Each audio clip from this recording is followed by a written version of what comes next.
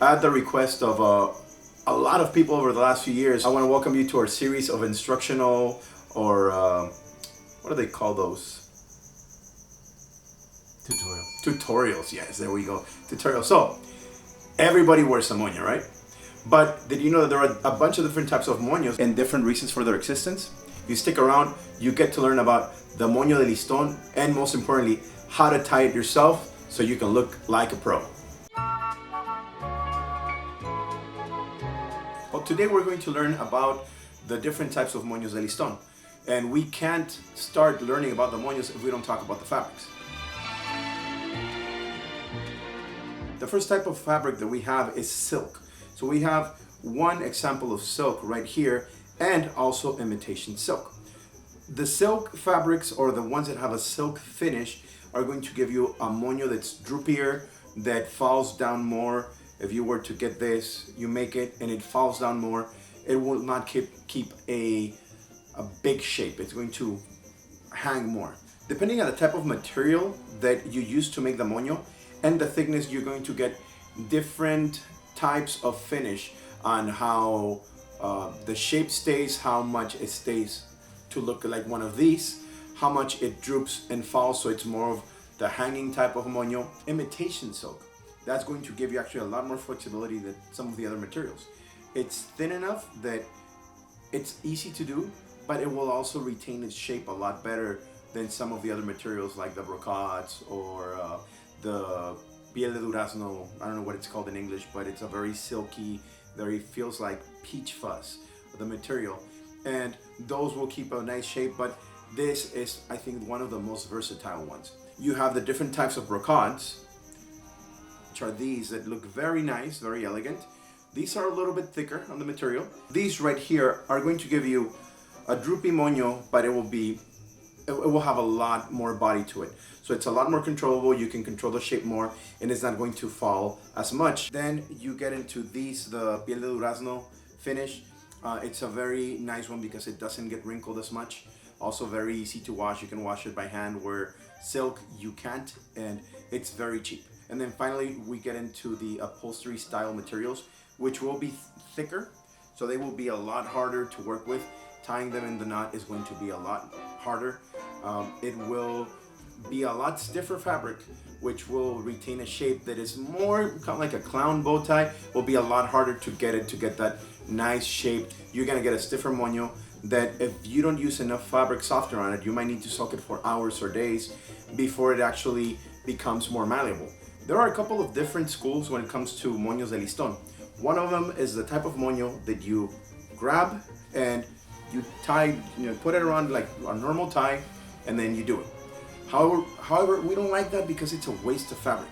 You don't need to have it all the way around your neck when you can just pass it through the first button, which is the way that we prefer. There are a couple of other finishes as well. If you see, when I fold my moño, my listón, the tips point in opposite directions. There are some people that like them to point in the same direction like this. But when you make your moño, you're going to have to do a loop around your neck in order to get the tips to point in opposite directions, or to point in. To get them to work, it's going to be a little bit harder because at one point you have to flip the fabric. So we prefer them where they both point in opposite directions, so when it's folded in half, as you can see, they're going to point one to the left and one to the right. It will be a lot easier to do your moño. Now that you've learned about the different types of fabric, you are going to learn how to be the best mariachi compañero that you can be by learning how to make the moños on your whole group. Make sure everybody watches and learns. So what you're going to do, you're going to fold your moño. We have our assistant here, Dr. Gallardo, embodied by this mannequin. Now, what you're going to do is you're going to make sure that they have a button that closes up top. Point it to the right, loop it in. As you pass it through, make sure that it stays nice and straight. You're going to pass it all the way to the bottom. Make sure that both of them line up and point towards each other. The top part should be nice and straight, should not be all crumpled up. Then you are going to grab the back one, the back part of the ribbon, and you are going to point it to your left. you're going to almost make what looks like a number 7. This part is going to point to your left and it's going to point down. So that's step number 2. After that, you grab this bottom part. You need to pass it. It's going to create a little loop right here. You pass it through that loop. And when you pass it through that loop, make sure that this stays nice and straight, like so. Don't tighten too much yet. The more that you do it, the easier it's going to become. Then you start tightening, pull, arrange, straighten, and then you can give your moño whatever shape you want to do. So you're going to have to repeat this a lot, multiple times, to be able to really get a feel for this. This is an example of what a moño would look like. Now you know how to make a moño on someone else. You can make your whole group look like a professional. Now the final step, and the hardest, is to learn how to do it on yourself. It's going to take a lot of practice in front of a mirror in order for you to learn how to do it. First thing you got to do, you get your moño folded in half, your listón, and drop. The point should be towards your right hand. I'm assuming you know what your right hand is, but then again, not everybody.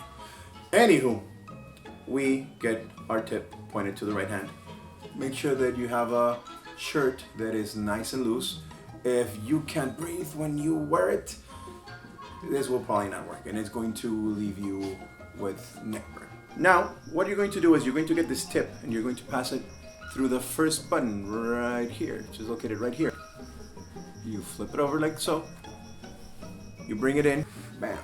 You grab it, you pull it, and if you did it right, both of your tips are going to meet, and you're going to make a little point like so. Step number 2 is you're going to make a T with the back part of the listón. You grab your listón, and all you're gonna do is, you can think of it as either folding this way or getting the tip to go to the left, and it's going to be pointing down. If it points down, that means that you did it correctly. Once again, the back listón, you put your hand in, all you do, hold the bottom and do this.